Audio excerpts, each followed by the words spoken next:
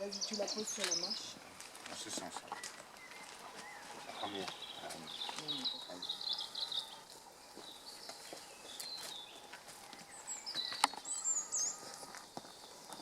Pour l'amicale des compagnons de l'Aigle sur Dordogne, par les représentants de la CAD.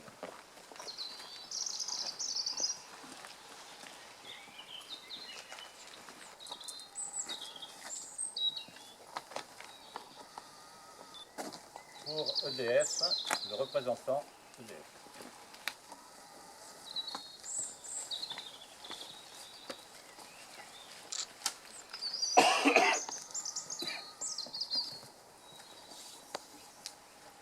Avant de commencer la cérémonie, Madame Boussu, maire de Saint-Genier-au-Merle, va vous présenter l'historique de l'édification de cette stèle après la mise en service du barrage de Saint-Genier.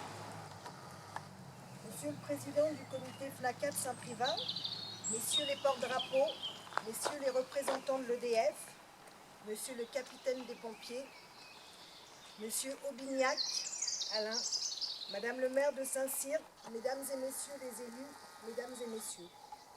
Nous voici réunis aujourd'hui au mémorial de l'usine hydroélectrique de Saint-Genier-au-Merle pour rendre hommage à tous ces hommes qui ont travaillé sur les chantiers de Saint-Genier et qui ont donné leur vie pour libérer la France. Cette histoire, notre histoire, il est important de ne jamais l'oublier. C'était le 10 mai 1940. La France basculait dans une véritable guerre après 8 mois de ce que l'on a appelé la drôle de guerre. Comme si une guerre pouvait être qualifiée de drôle. Une guerre qui a fait éclore les actes les plus héroïques et les plus admirables, mais qui a aussi été le théâtre des pires abjections. Notre présence ce matin, au pied de la stèle commémorative de Saint-Genier, est pour rendre hommage à ces ouvriers, français, espagnols, italiens, polonais, maghrébins, qui ont donné leur vie pour combattre la barbarie nazie. Plutôt mourir debout que de vivre à genoux. Après les études préliminaires qui aboutirent à la construction de la chute de Saint-Genier-au-Merle, le 3 novembre 1931, les travaux furent confiés à la Société des forces motrices de la Maronne, qui commença les travaux en 1940 et les poursuivit jusqu'en 1945.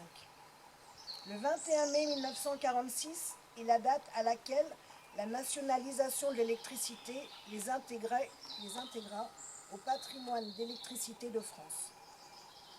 Raymond Soulas, élève de l'école des ponts et chaussées, résidant à Saint-Privat, travaillait à la construction du barrage de Saint-Genier-au-Merle, recruté par André Dessel, ingénieur au barrage de l'Aigle.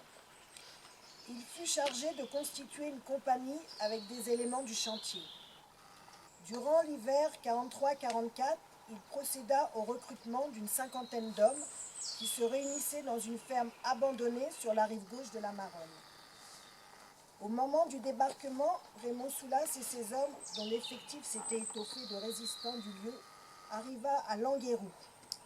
Pendant les semaines qui suivirent, l'instruction de la compagnie se continua, intégrée au groupement Hénard avant le départ pour le secteur de Rion-Est-Montagne.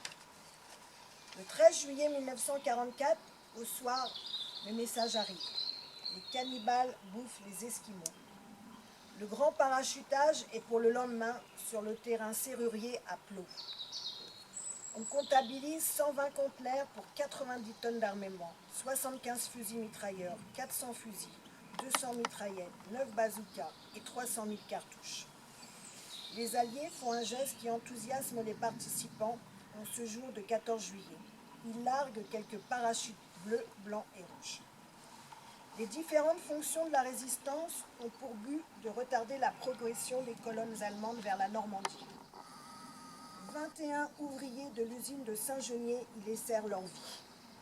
Le 8 juin 1944, 3 morts et plusieurs disparus à Cressensac, département du Lot. Le 13 août 1944, 6 morts au tunnel du Lioran, Cantal. Le 19 août 1944, 5 morts à la gare de Corrèze ou sur d'autres théâtres d'opération. Certains volontaires rejoignent l'armée régulière, la première armée Rhin et Danube de Delattre de Tassigny. Ils prennent une part active à la difficile bataille des Vosges. Franchissent le Rhin le 2 avril, entrent à Stuttgart le 21 avril, où ils participent au défilé de la victoire du 8 mai 1945.